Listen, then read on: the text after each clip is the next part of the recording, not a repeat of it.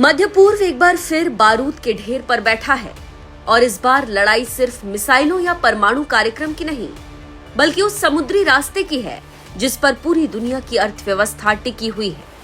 Hormuz straight, वो समुद्री गली जहां से दुनिया के करीब 20% तेल की सप्लाई गुजरती है। अगर ये रास्ता बंद होता है तो सिर्फ खाड़ी देशों की सांसें नहीं रुकती, बल्कि दुनिया भर के पेट्रोल पंप, फैक्ट्रियां और शेयर बाजार कांपने लगते हैं। और अब जब ईरान और अमेरिका आमने सामने खड़े हैं तो पर्दे के पीछे शुरू हो चुका है एक बड़ा कूटनीतिक खेल, एक ऐसा खेल जिसमें कतर, पाकिस्तान, चीन, ओमान और अमेरिका सब अपने अपने मोहरे चला रहे हैं। सूत्रों के मुताबिक कतर ने अपने मध्यस्थों की एक टीम तेहरान भेजी है। मिशन सिर्फ एक है, किसी तरह हॉर्मुज़ स्ट्रेट दोबारा खुल जाए। लेकिन सवाल यह है कि क्या ईरान इतनी आसानी से झुकेगा? क्या अमेरिका प्रतिबंधों से राहत देगा? और क्या पाकिस्तान चीन को इस पूरे समझौते का गारंटर बनाने की कोशिश कर रहा है?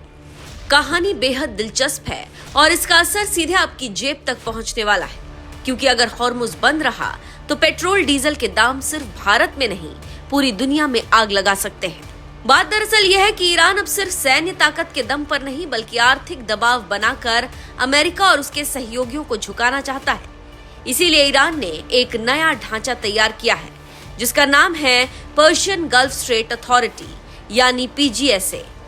इस अथॉरिटी के जरिए ईरान की योजना है कि हॉर्मुज़ स्ट्रेट से गुजरने वाले जहाजों पर नियंत्रण रखा जाए और उनसे शुल्क यानी टोल टैक्स वसूला जाए। मतलब जो जहाज इस रास्ते से गुजरेंगे उन्हें ईरान को कीमत चुकानी पड़ सकती है। अब सोचिए, जिस रास्ते से सऊदी अरब, UAE, कुवैत, कतर और बहरीन का तेल दुनिया तक पहुंचता हो, अगर उसी रास्ते पर ईरान टैक्स लगाने लगे तो खाड़ी देशों की हालत क्या होगी?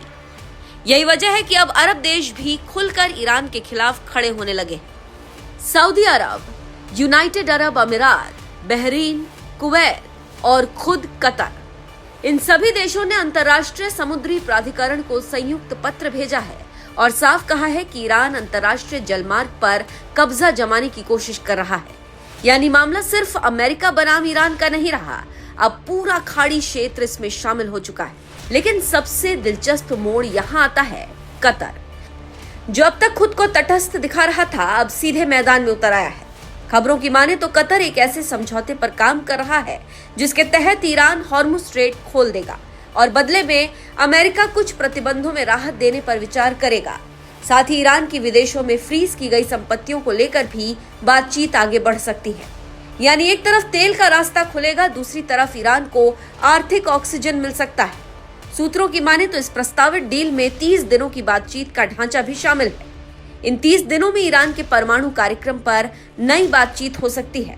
लेकिन यहाँ सबसे बड़ा सवाल यही है कि अमेरिका ईरान पर भरोसा करेगा, क्योंकि वॉशिंगटन का कहना है कि पहले हॉर्मुज़ स्ट्रेट खुले फिर आगे की बात होगी, जबकि ईरान चाहता है पहले प्रतिबंधों में राहत मिले और भविष्य में हमले न करने की गारंटी दी जाए। यानी दोनों तरफ शर्तें हैं, दोनों तरफ अविश्वास है और दोनों तरफ ताकत का प्रदर्शन भी। इसी बीच अमेरिकी मीडिया में दावा किया गया कि वॉशिंगटन नए सैन्य हमलों पर भी विचार कर रहा है। हालांकि अभी अंतिम फैसला नहीं हुआ, लेकिन राष्ट्रपति डोनाल्ड ट्रंप ने अपने निजी कार्यक्रम रद्द कर दिए हैं। फिलहाल दुनिया की नजरें तेहरान, वॉशिंगटन और दोहा पर टिकी है, क्योंकि आने वाले कुछ दिन तय करेंगे कि क्या हॉर्मुज़ स्ट्रेट फिर खुलेगा या दुनिया एक और बड़े ऊर्जा संकट की तरफ बढ़ रही है।